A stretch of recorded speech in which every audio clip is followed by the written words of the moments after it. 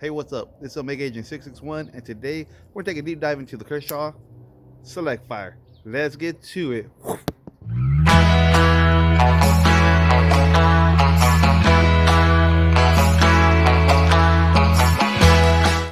The Kershaw Select Fire is a budget-friendly folding knife made in China.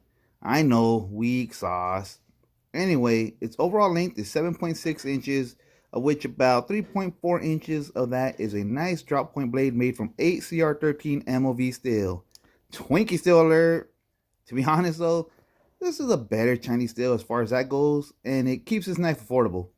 The scales are made of black GFN glass-filled nylon and weighs about 5.4 ounces.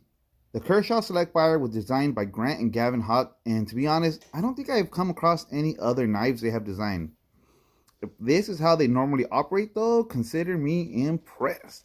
This knife is meant to be an EDC slash multi-tool style knife, and it definitely has some cool details. Before we get to the biggest feature in the design, let's start at the blade.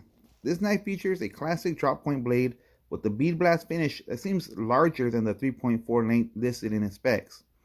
I wish I had given it some kind of coating like on the Kershaw Cryo or some Cerakote, because my Select Fire started showing signs of rust before I'd even really put it to any real work, which is very disappointing. That being said, the drop point blade looks great, and the bead blast finish gives the blade a nice, almost matte look. The slightest of recurves adds a little more style and adds slashing effectiveness to this knife. Securing the knife in place is a classic Kershaw liner lock that has been working great with no issues like getting stuck or jammed.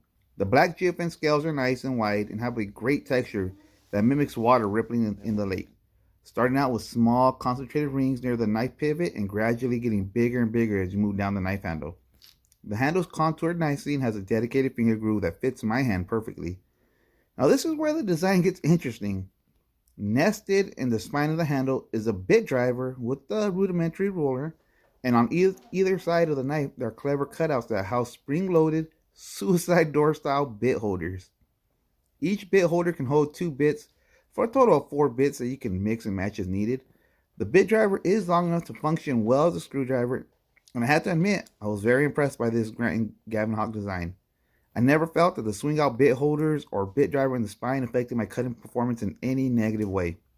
Like I said earlier, if this is how Gavin and Grant get down, then I'm going to have to start buying more of their work.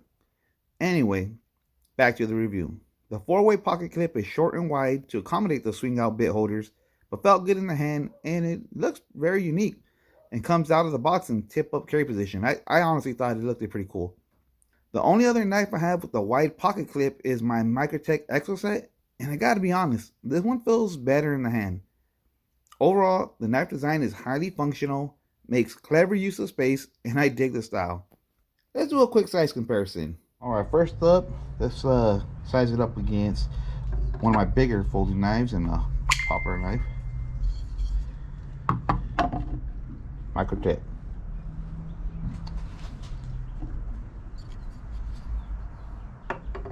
Next up, Spyderco Shaman. You know what? Pretty similar size.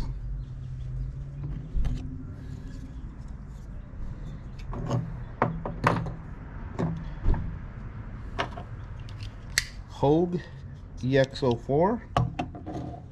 Very similar size. It's a little bit smaller than the Hogue, it looks like. Wrong one. And let's measure it up against some Kershaws. Kershaw Blur M4 front run. Blur is a little bit bigger. Wow. Just a hair bigger. And Kershaw Fletch. Fletch is even a little bit bigger. I'm actually kind of surprised. It says a full-size work knife, but it was smaller than all the other knives we had it sized up against. Interesting. As you can see, the knife seems to be sized just right for everyday carry and on the job site. On to performance. It came sharp out of the box and efficiently accomplished all of the cutting and slicing tasks I've thrown at it. The knife was able to slice rope and twine very easily, and the bit driver works as advertised. Despite the Twinkie steel, the knife has held an edge really well and was able to slice tomatoes easily after the battery test. It really is handy to have for certain situations like, have you ever went to the use the restroom and you notice the doorknob is loose, but you're kind of like in a hurry because you got to use the restroom, right? Normally, I'd make a mental note as I'm shuffling to the toilet, to tighten the screws later. But by the time I finish my business, I've completely forgot about tightening the screws. You know, it's not on the mind anymore. With this knife in the pocket, it's easy to whip it out for quick minor tasks that you would otherwise unintentionally put off. And then come Christmas time, a knife like this will be great to open and put together whatever gifts you may receive. Now let's go over the build quality of this knife. First off, the grinds are okay for a mass-produced knife, but they do appear a bit uneven and the centering is definitely off. My biggest gripe is that the blade is already showing rust, and I gotta be honest with you, I hardly used a knife before I tested it. I didn't cut any lemons, I didn't cut any citrus. I kept it dry. As you can see from the test footage of this blade has entirely too much rust for how much this knife has been used. I really am disappointed with that. I scrubbed it down with some vinegar and salt and some sandpaper, and that removed the rust, but it also messed up the bead blast finish. So if you own this knife, I would recommend that you keep it dry and oiled no matter how often you use it. Moving on from that though, the scales feel great, GFN, like indestructible basically, and the swing out bit holders still snap back into place. I'd be careful opening those bit holders if you're a heavy user or have gloves. I was careful. I wasn't overly careful, but I didn't like yank them open. So I would be careful if you're a heavy user. But so far for me, they've stood up well with normal use. At this price point, the build quality is good, and the design is great. Now let's talk value. All in with tax, I spent around $22 on this knife. Damn it, I love Big 5. This is a great price for this knife. Obviously, you're not getting super steel at this price point, but the 8CR13 will do the job. If you can't snag a deal at Big 5, you can also buy this knife online at Blade HQ for around $35. I mean, that's really good. If for some reason you want to pay more, Kershaw's website has it listed for $57. You know what? Honest, I feel that it's a good buy at Kershaw's price and an even better deal at what I paid, so this knife is definitely fantastic value. Throw in Kershaw's lifetime warranty and free sharpening service, and this knife really is a tremendous value buy. So, how did this knife score? For all you new crash coursers, this rating system is something I came up with to help me quantify and rate my knife collection. It has a lot of different categories such as blade, steel, design, performance, etc. The more premium details or material the knife has, the higher the score usually is. So, let's see how this knife scored.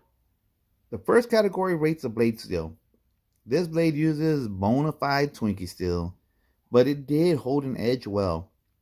It also did rust before I really did any real work, but with a little bit of extra knife maintenance, that'll definitely put that issue to bed.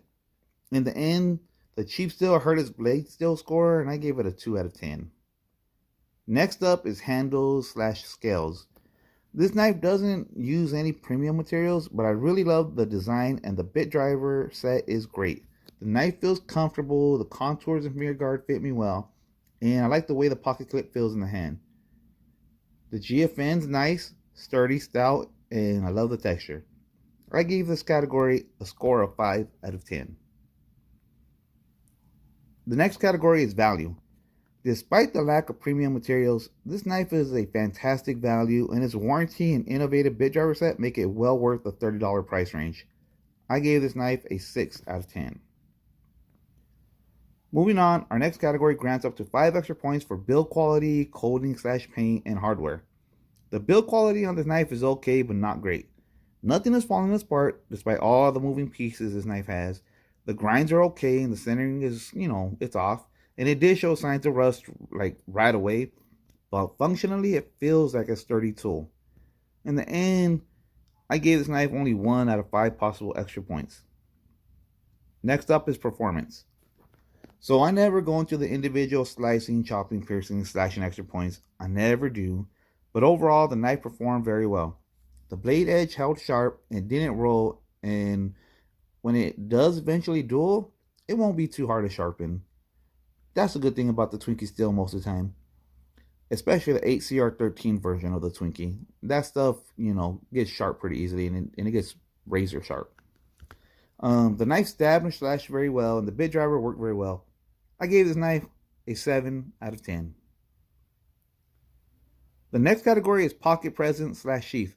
This knife hits the magic spot in terms of size for me and felt good in the pocket. It's basically the exact size I like my handle and blade to be. It's a little heftier than I like, but a good heft in a tool usually means good quality, or at least I can keep lying to myself. Either way, I give it credit for being left and right hand carry options as well. In the end, I gave it a 3 out of 5. Finally, we come up to our last category, extra points. This category grants up to 5 points based on subjective style, special features, and design. The Kershaw Select Fire looks ruggedly handsome in my honest opinion, and packs some actually useful design features into a really affordable and hardworking knife. I awarded it 5 extra points out of 5. So, in conclusion, this knife scored a grand total of 40 out of 75. Not too shabby for a knife I spent less than $25 on.